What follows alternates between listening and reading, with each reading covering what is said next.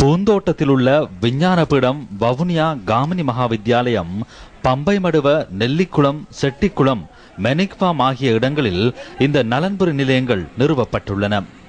இதேவேளை பயங்கரவாதிகள் தமது கொடூரத்தை மீண்டும் ஆரம்பித்துள்ளனர். பயங்கரவாதிகளின் தாக்குதலால் பெரும் அவலநிலைக்குள்ளாகி இருக்கும் மக்கள் மிகுந்த மனவேதனையுடன் தங்களது கருத்துக்களை வெளியிட்டுள்ளனர். அக்கராங்குளத்திலிருந்து 9வது இடத்தை வந்த நான் என் பிள்ளைகள் 5ஐயும் காப்பாற்றணுமெண்டு, என் 5 பிள்ளையும் காப்பாற்றணுமெண்டு உயிரோட கொண்டு வந்து நான் சேர்த்து என் பிள்ளைகளோட வாழணும் நினைச்சுதான் வந்தேன். நான் வந்த இடத்துல ஆமிட்ட நாங்கள் கிட்ட வந்து கொண்டு கேட்க எங்களை எல்டிடி கண்டுட்டு எங்களுக்கு எல்டிடி கலைச்சி சுட நாங்கள் ஓடி என் மூத்த மகள் தவறுதலாக மிதிவடியில் கால் வச்சு என் பிள்ளைன்ற காலை இழந்துட்டேன். பிள்ளைன்ற வயது 26 வயது, அவாக்கு 1 வயது குழந்தை இருக்கு. எனக்கு நடந்தது இன்னொருத்தருக்கு நடக்கக்கூடாது. என் பிள்ளைகளை நான் காப்பாற்றணும்னு ஒன்றா என் இருக்கப்பட்ட பிள்ளைகளுக்குமே இங்கே வந்து எதுவும் நடக்கக்கூடாது நான் பேசுகிறேன். எனக்கு வேற ஒன்றுமே வேண்டாம். நான் பிள்ளைகளை காப்பாற்றணும் மட்டும்தான். நான் கணவர் இழந்த நான் என் பிள்ளைகளை காப்பாற்றணும் மட்டும்தான். நண்பனா தூரம் வந்து என் பிள்ளைகிட்ட காலை இழந்துட்டேன். அவாக்கு பால் குடிக்குள்ள அந்த ஒன்று இருக்கு. நான் 2 மைல் தூரம் என் மருமகன் தான் மகளை தூக்கி கொண்டு வந்தது. நம்ம கல்லவரமாக ஓடிட்டுது. 2 மைல் மருமகன்கிட்ட இருந்து வேண்டி பெருஞ்சால முதல் உதவியெல்லாம் செய்து எங்களை நல்ல மாதிரி கொண்டது.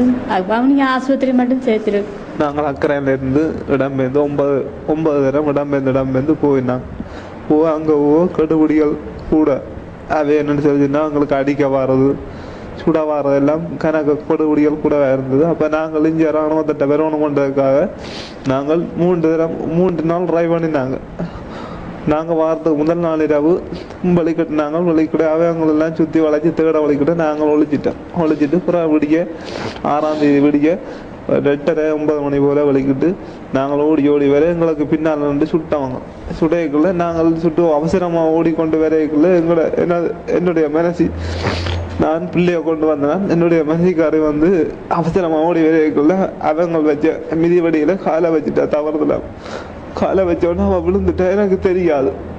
அப்போ நான் பிள்ளைய கொடுத்துட்டு திரும்பி ஓடி வந்து பார்த்தா என்னுடைய மனசி கால் இல்லாமல் கிடக்குறா. அப்புறம் நான் 1.5 இடத்துல நான் தான் தனியை தூக்கி கொண்டு காடு வழியா 6 வழியா நடந்து போனேன்.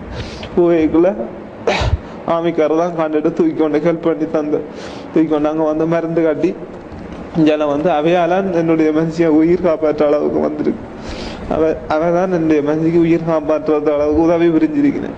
ஒரே ஒரு பிள்ளை, 1 வயசு, பால் குடிக்கிற வயசு. இன்னும் நான் காடு நேற்று வந்தாங்க.